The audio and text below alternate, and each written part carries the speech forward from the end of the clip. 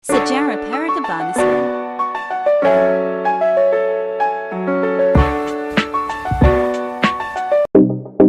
Arab pra-Islam adalah bangsa Arab sebelum kedatangan agama Islam, atau disebut juga sebagai zaman jahiliyah. Jazirah Arab terletak di benua Asia bagian barat, yang berbatasan langsung dengan benua Afrika dan dekat dengan benua Eropa. Jazirah Arab bila dilihat dari ilmu geografi merupakan semenanjung bukan pulau, maka kata yang paling tepat adalah Shibhul Jazirah Arab. Tapi laziman orang Arab menyebutnya semenanjung merupakan bermakna Shibhul Jazirah Arab. Pada zaman dahulu, Jazirah Arab terbagi ke dalam 6 bagian, yaitu Hijaz, Yaman, Najd, Tihamah, Ihsa, dan Yamamah atau Arud.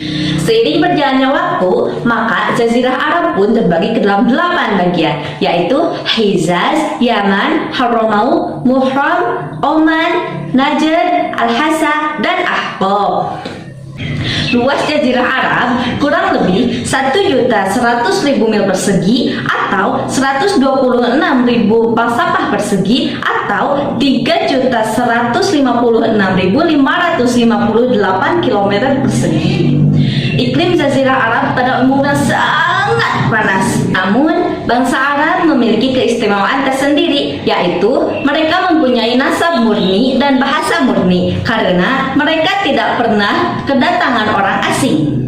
Dan sifat yang menonjol pada orang padang pasir adalah mereka pemberani karena mereka sering sendirian di padang pasir. Bangsa Arab termasuk rumpun bangsa Smith, yaitu keturunan Sam ibnu Nuh. Para sejarawan Arab membagi bangsa Arab ke dalam 2 golongan besar, yaitu 1. Arab Ba'idah, 2. Arab Baqiyah. Lalu terbagi ke dalam 2 bagian lagi, yaitu Arab Aribah dan Arab Musta'ribah. Kekuasaan politik berpindah tangan ke suku Khuza'ah pada tahun 270 sebelum Masehi. Lalu akhirnya ke tangan suku Quraisy dan mendirikan Darun Nadwah, tempat untuk bermusyawarah para penduduk Mekah di bawah pengawasannya. Salabib Usul juga mengatur urusan-urusan yang berhubungan dengan pemeliharaan Ka'bah seperti As-Siqayah, Ar-Rifallah, Al-Liwa, dan Al-Hijabah. Selain jabatan tersebut, 2 jabatan juga dipegang oleh Qusay ibnu Kilab, yaitu Nadwat dan Qiyadat. Sejarah mencatat terdapat beberapa nabi yang diutus kepada bangsa Arab, di antaranya Nabi Hud alaihi salam kepada suku Ad, Nabi Soleh alaihi salam kepada suku Thamud, Nabi Ibrahim alaihi salam kepada suku Kaldan, dan Nabi Ismail alaihi salam ke penduduk Makkah dan sekitarnya. Setelah berlalu berpuluh-puluh tahun, agama yang dibawa Ibrahim pun mulai memudar. Sebelum Islam datang ke bangsa Arab dulunya menyembah berhala. Jalur perdagangan antara Syam dan Tiongkok terletak di Jazirah Arab. Maka sejak dahulu Jazirah Arab terkenal sebagai tempat transit antara negeri-negeri Laut Merah dan Timur Jauh.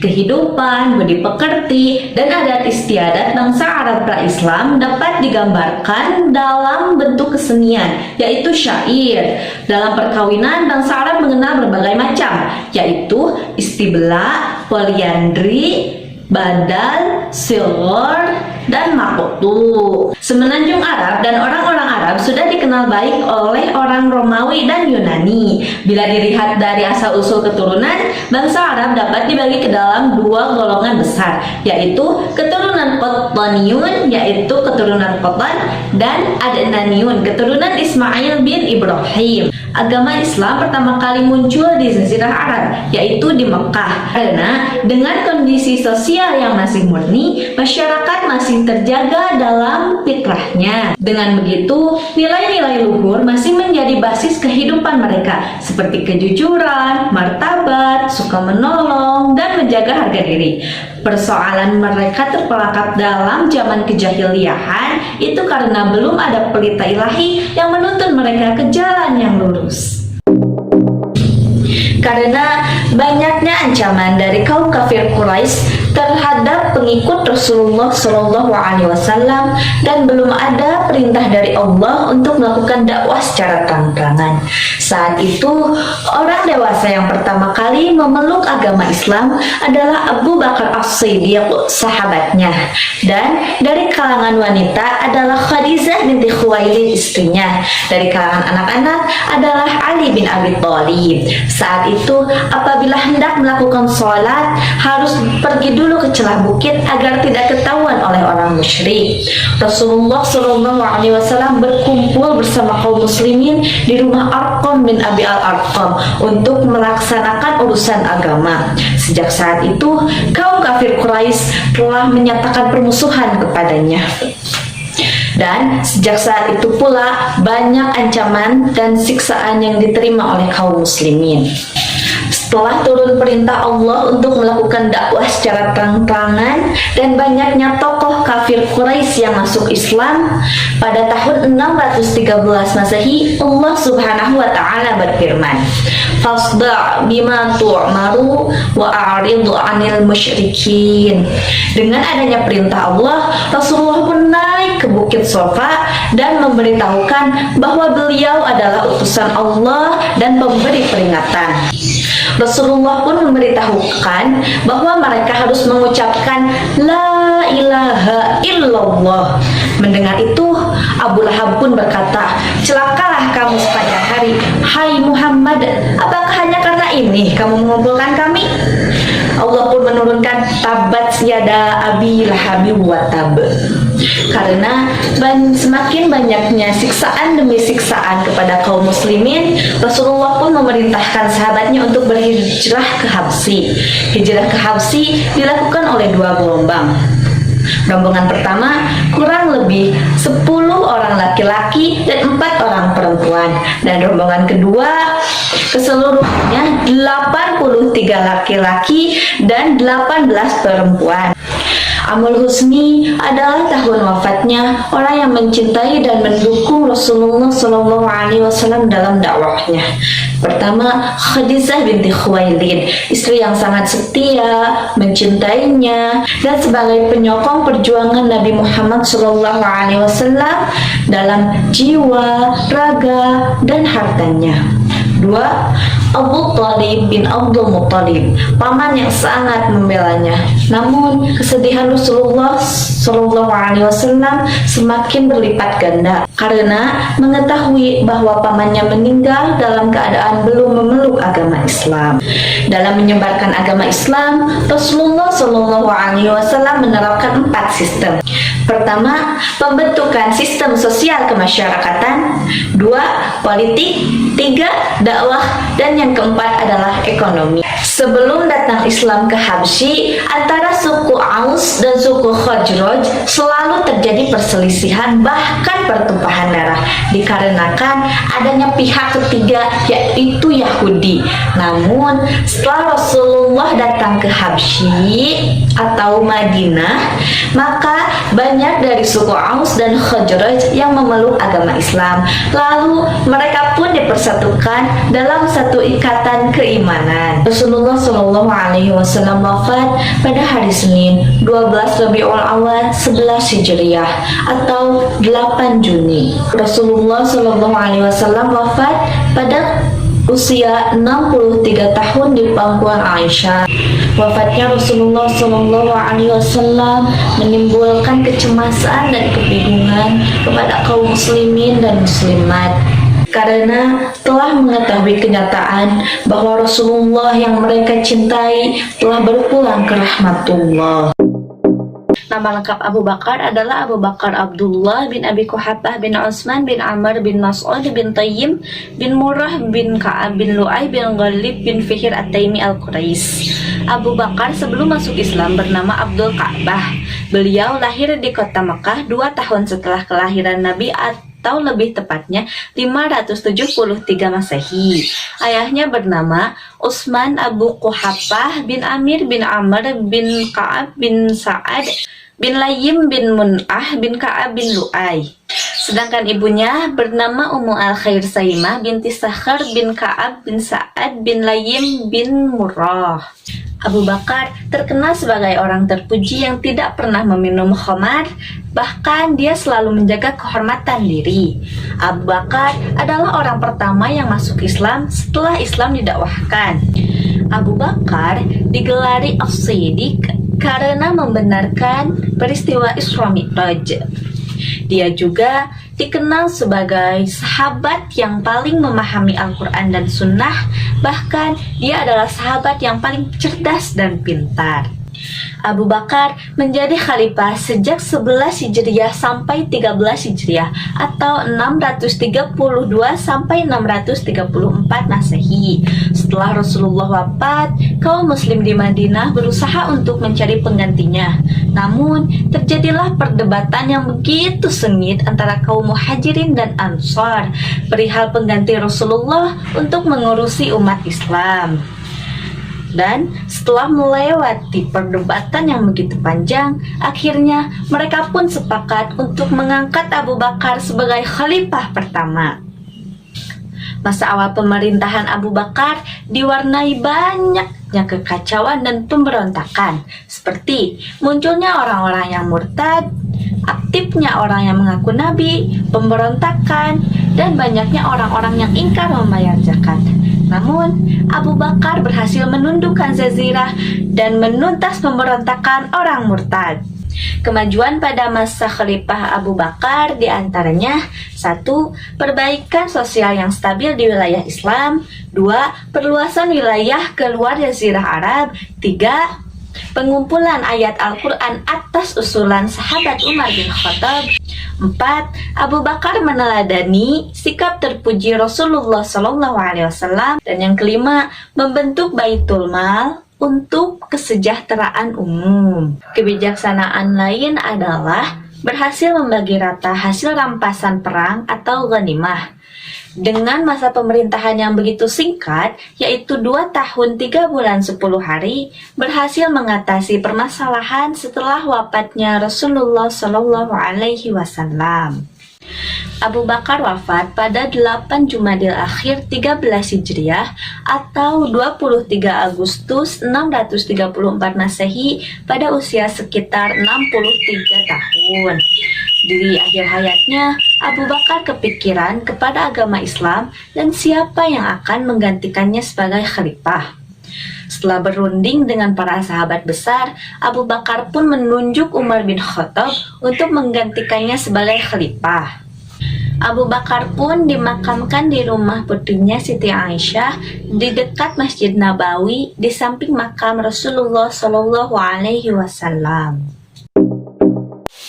Nama lengkap Umar adalah Abul Habbas Umar bin Al-Khattab bin Nufail bin Abdul Uzza bin Rabah bin Abdillah bin Qard bin Ramzah bin Ali bin Ka'ab bin Lu'ay al-Adawi. Umar lahir di kota Mekah sekitar 4 tahun sebelum Perang Pinjar atau 13 tahun setelah kelahiran Nabi. Ketika Nabi mengembangkan agama Islam di Mekah, Umar termasuk penentang yang paling keras. Namun pada akhirnya Umar masuk Islam pada tahun ke-6 kenabian, dan saat masuk Islam dia termasuk pembela sejati. Umar diangkat melalui penunjukan, yaitu semacam titahan dari Abu Bakar radhiyallahu anhu kepada juru tulisnya Utsman bin Affan. Hal itu dilakukan untuk menghindari pertikaian antara umat Islam sendiri. Umar memperkenalkan dirinya bukan sebagai Khulafaur Rasul, tetapi sebagai Amirul Mukminin, yaitu pemimpin umat mukmin. Umar menjabat selama 12 tahun. Salah satu prinsip agama Islam adalah menyebarkannya ajarannya kepada orang lain. Hal ini tentu saja berpengaruh kepada beberapa ekspansi pada masa Umar bin Khattab radhiyallahu anhu.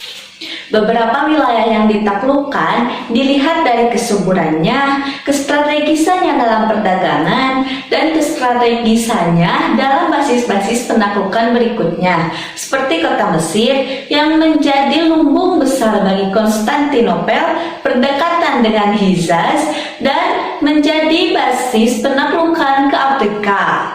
Sistem yang diterapkan Umar adalah sistem desentralisasi. Penaklukan besar pada masa Umar bin Khattab adalah penaklukan Damaskus, penaklukan Madain, dan penaklukan Baitul Maqdis. Penaklukan daerah yang sangat luas dan dalam waktu yang cepat menimbulkan persoalan-persoalan baru yang kompleks. Daerah taklukan seperti Suriah, Irak, Iran, Mesir, dan Palestina merupakan wilayah peradaban Persia Romawi Helenistik. Dengan adanya budaya Persia dan Helenistik, maka mempengaruhi peradaban Islam yang baru tumbuh. Khalifah Umar bin Khattab wafat pada hari Ahad 27 Zulhijjah 23 Hijriah atau 644 Masehi di Masjid Nabawi ketika hendak melakukan salat subuh berjamaah. Umar bin Khattab wafat karena ditusuk oleh Abu Lu'lu'ah 3 tusukan di belakang dan 3 tusukan di bagian perutnya. Umar bin Khattab dimakamkan di samping makam Rasulullah SAW dan Khalifah Umar bin Khattab. Nama lengkap Utsman adalah Utsman bin Affan bin Abil As bin Umayyah bin Abdi Al-Syam bin Abdi Manaf. Ia lahir di kota Mekah pada tahun ke-6 tahun Gajah atau 576 Masehi. Ibunya bernama Arwa bin Khuriz bin Robi'ah. Ayahnya bernama Affan bin Abil As bin Umayyah bin Abdi Al-Syam. Ia memeluk Islam karena ajakan Abu Bakar dan termasuk golongan as-sabiqun al-awwalun. Ia juga dijuluki sebagai Dzurnain atau dua cahaya. Julukan itu karena Rasulullah SAW menikahkan 2 putrinya yaitu Ruqayyah dan Ummu Kulsum. Utsman bin Affan adalah salah seorang sahabat yang dikagumi oleh Rasulullah SAW. Ia termasuk golongan sahabat kaya raya namun penuh dengan kesolehan dan kedermawanan. Sepeninggal Umar, Dewan Syuro mengadakan persidangan untuk menentukan pengganti Umar. Setelah 4 sahabat mengundurkan diri dari percalonan, tersisa Ali bin Abi Thalib dan Utsman bin Affan.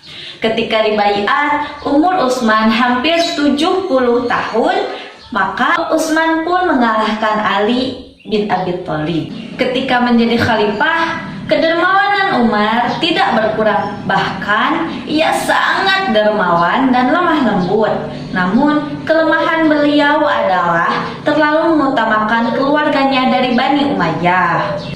Pencapaian Utsman adalah administrasi negara, bidang hukum dan sistem kemiliteran, perluasan wilayah kekuasaan Islam ke perbatasan Aljazair, membentuk armada laut dengan kapal yang kokoh, dan menghalau serangan di Laut Tengah, kegiatan pembangunan yang tidak pernah berkurang, kompilasi Al-Quran pada masa Abu Bakar, dan penyeragaman bacaan dan tulisan Al-Quran. Permasalahan konflik pada masa Utsman bin Affan adalah nepotisme, yaitu bukti kedermawanan Umar terhadap kerabatnya. Pemberontakan, karena terdapat sejumlah kelompok yang memeluk Islam tidak penuh dengan kesadaran, dan permusuhan antara keluarga Hashim dan Umayyah.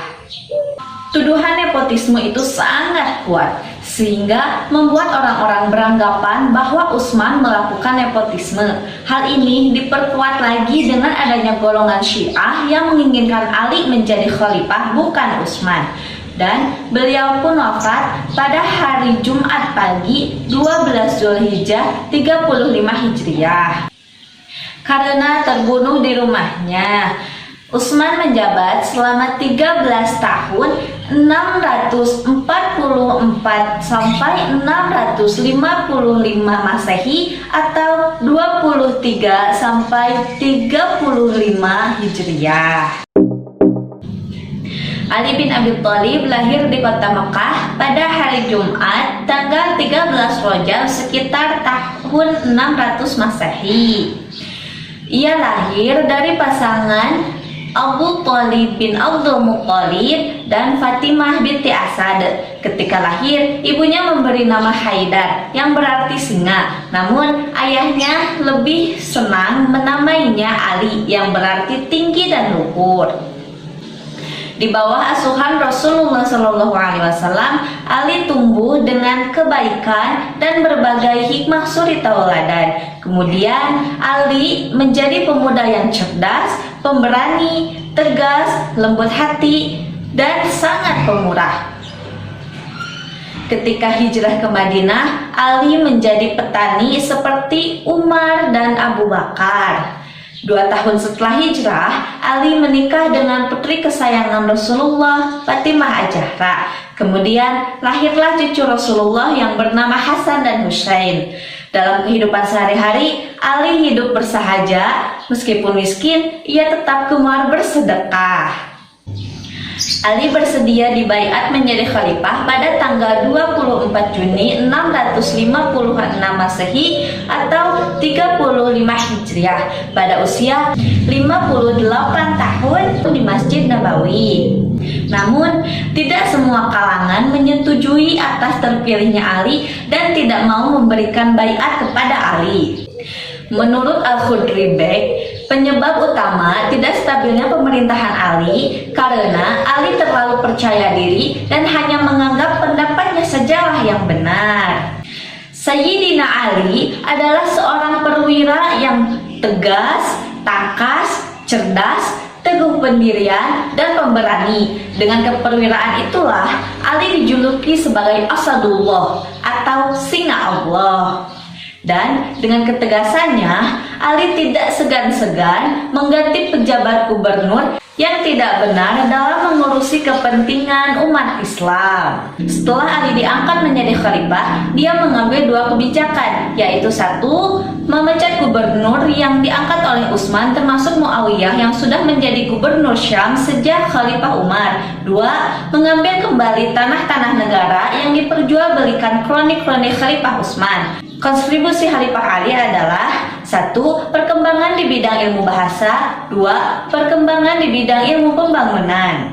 Konflik pada masa Ali adalah 1. Konflik dengan Siti Aisyah, perang Jamal.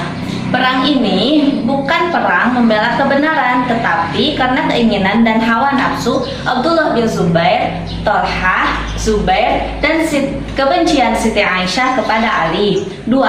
Konflik dengan Muawiyah, perang Siffin, karena Muawiyah dan penduduk Syam menuduh Ali ikut terlibat dalam pembunuhan Utsman.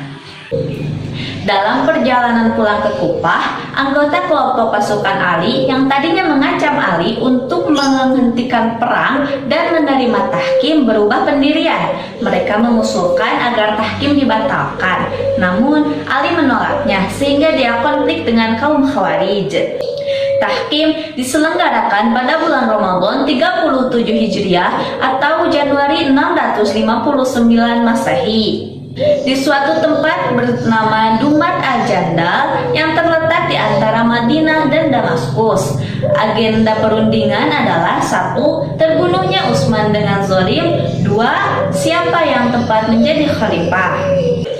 Ali wafat pada usia 63 tahun karena peristiwa penikaman pada bulan Ramadan 40 Hijriah atau Januari 666 1 Masehi oleh kaum Khawarij. Ali memerintah selama 5 tahun. Dan setelah wafatnya khalifah keempat, maka berakhirlah pemerintahan Khulafaur Rasyidin.